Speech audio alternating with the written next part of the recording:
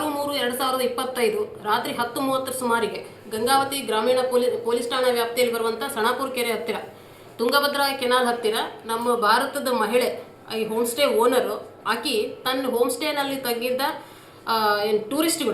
ಟೂರಿಸ್ಟ್ಗಳಾದ ಮಹಾರಾಷ್ಟ್ರದ ಪಂಕಜ್ ಅಂಥೇಳಿ, ಒರಿಸ್ಸಾ ಬಿಬಾಸ್, ಆಮೇಲೆ ಅಮೇರಿಕಾ ಡ್ಯಾನಿಯಲ್ ಪ್ಲಸ್ ಇಸ್ರೇಲಿ ಮಹಿಳೆ, ಇವರು 5 ಜನ ಸೇರಿ ಸ್ಟಾರ್ ಗೇಜಿಂಗ್ ಅಂತ ತುಂಗಭದ್ರಾ ಕೆನಾಲ್ ಕಡೆ ಹೋಗ್ತಾರೆ. ಅವರು ಅಲ್ಲಿ ಹೋದಾಗ ಸುಮಾರು 10:30 ಸುಮಾರಿಗೆ ಈ 3 ಜನ ಅಪರಾಧಿಗಳು ಮೋಟರ್ ಸೈಕಲ್ ಮೇಲೆ ಬಂದು ಅವ್ರ ಜೊತೆಗೆ ದುಡ್ಡಿನ ವಿಚಾರಕ್ಕೆ ಜಗಳ ಮಾಡ್ತಾರೆ. ಅವ್ರ ಜೊತೆಗೆ ಜಗಳ ತೆಗೆದು ದುಡ್ಡಿನದಾದಾಗ ಈ ಮಹಿಳೆಯರ ಮೇಲೆ ಅತ್ಯಾಚಾರ ಮಾಡ್ಬೇಕನ್ನೋ ಉದ್ದೇಶದಿಂದನೇ ನಮ್ಮ ಮಧ್ಯದಲ್ಲಿ ಬಂದಂಥ 3 ಜನ ಇವರೇನಿದ್ರು ಮೇಲ್ ಮೆಂಬರ್ಸ್ ಅವ್ರ ಟೂರಿಸ್ಟ್ಗಳನ್ನ ಅವ್ರನ್ನ ಕೆನಾಲಿಗೆ ತಳ್ತಾರೆ. ಅವ್ರ ಮೇಲೆ ಬರಬಾರ್ದು ಅಂತಂದು ಕಲ್ಲುಗಳನ್ನ ಎತ್ತಿ ಹಾಕ್ತಾರೆ ಅವ್ರ ಮೇಲೆ. ಆಮೇಲೆ ಈ ಇಬ್ಬರು ಮಹಿಳೆಯ ಮೇಲೆ ಒಬ್ಬೊಬ್ಬರ ಮೇಲೆ ಇಬ್ಬಿಬ್ಬರು ಗ್ಯಾಂಗ್ ರೇಪ್ ಮಾಡ್ತಾರೆ. ಯಾರು ಫಸ್ಟು ನಮ್ಮ ಭಾರತದ ಮಹಿಳೆ ಏನದಳ ಅಕ್ಕಿ ಮೇಲೆ ಇಬ್ಬರು, ಆಮೇಲೆ ಇಸ್ರೇಲಿಯನ್ ಲೇಡಿ ಏನಿದಳ ಅಕ್ಕಿ ಮೇಲೆ ಇಬ್ಬರು ಸಾಮೂಹಿಕ ಅತ್ಯಾಚಾರ ಮಾಡ್ತಾರೆ ಇವರು. ಅದೇ ಟೈಮಿಗೆ ಮತ್ತೆ ಅವ್ರ ಹತ್ರ ಇದ್ದಂಥದ್ದು ಅದು ಬಿಬಾಸ್ ಕುಮಾರಿಗೆ ಹೊರಗೆ ಬರಲಾರ್ದೇ ಕಲ್ಲಿನ ಹೇಟಿಗೆ ಬಿದ್ದು ನೀರಿನಲ್ಲೇ ಮುಳುಗಿ ಸತ್ತೋಗ್ತಾನಂತ. ಆಮೇಲೆ ಇನ್ನೂ ಇಬ್ಬರು ಪಂಕಜು ಆಮೇಲೆ ಡ್ಯಾನಿಯಲ್ ಅಂಥೇಳಿ, ಅವರು ಪಂಕಜ್ಗೆ ನಮ್ಮ ಮಹಾರಾಷ್ಟ್ರದತ್ತ ಪಂಕಜ್ಗೆ ಅದಕ್ಕೆ ಈ ಸ್ವಿಮ್ಮಿಂಗ್ ಬರ್ತಿರಂಗಿಲ್ಲ, ಈ ಅಮೇರಿಕದತ್ತೆ ನಮ್ಮ ಭಾರತದತ್ತ ಉಳಿಸ್ತಾನೆ. ಇದು ಮೇನ್ ಅದರಲ್ಲಿ. ಇಲ್ಲ ಅಂದರೆ ಪಂಕಜ್ ಕೂಡ ಹೋಗ್ತಾ ಇದ್ದ ಅದ್ರ ಜೊತೆಗೆ. ಆಮೇಲೆ ಇದರಲ್ಲಿ ಅವ್ರ ಹತ್ರ ಇದ್ದಂಥ ಹುಡುಗಿಯರ ಹತ್ರ ಅಥವಾ ಈ ಟೂರಿಸ್ಟ್ಗಳ ಹತ್ರ ಏನಿತ್ತು 3 ಮೊಬೈಲ್ಗಳು, 1 ಕ್ಯಾಮ್ರಾ, 9,500 ರೂಪಾಯಿ ದುಡ್ಡನ್ನು ಸುಲಿಗೆ ಮಾಡ್ಕೊಂಡು ಹೋಗ್ತಾರೆ ಇವರು. ಇದರಲ್ಲಿ ಇರೋಂಥದ್ದು ಒಟ್ಟು ಅವ್ರಿಗೆ ಗಂಭೀರ ಗಾಯಗೊಳಿಸೋದು ಅವ್ರಿಗೆ.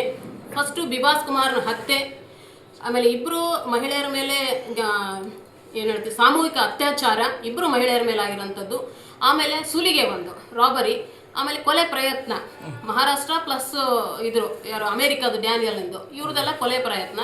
ಅದ್ರ ಜೊತೆಗೆ ಅವ್ರನ್ನ ಗಂಭೀರವಾಗಿ ಗಾಯಗೊಳಿಸಿರ್ತಾರೆ. ಅವ್ರಿಗೆ ತೀವ್ರ ಸ್ವರೂಪದ ಗಾಯಗಳಾಗಿರ್ತಾವೆ ಅವರಿಗೆ. ಇಷ್ಟು ಅಪರಾಧಗಳನ್ನು ಇವರು ಮಾಡಿದ್ರು.